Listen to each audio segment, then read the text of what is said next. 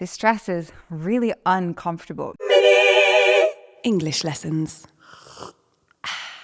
One great way to increase your vocabulary, particularly if you're talking about negatives or opposites, is to use a prefix. This is when you take your stem and then you add a group of small letters to the beginning of the word. Some of these you will already be familiar with, like pre and post. Make sure you do your pre-lesson activities before the class and your post-lesson activities after the class. Another common one that you may have heard in your English practice is ear, like regular and irregular verbs, verbs that are not regular. We all know them.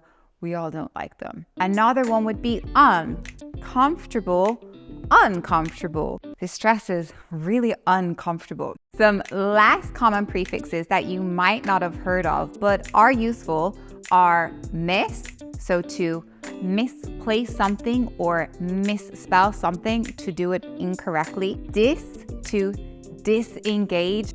Don't disengage with my mini English lesson. Pay attention, it will be over soon, and it's really useful.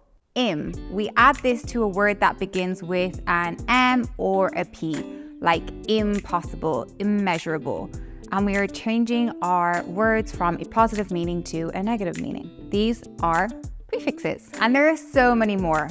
Over, under, like overachiever, underachiever. Kilo, if we want to talk about kilogram, kilometer. Bi, I am bilingual. You could be trilingual. There are so many prefixes that can help you to increase your vocabulary. Try them out. I'm out.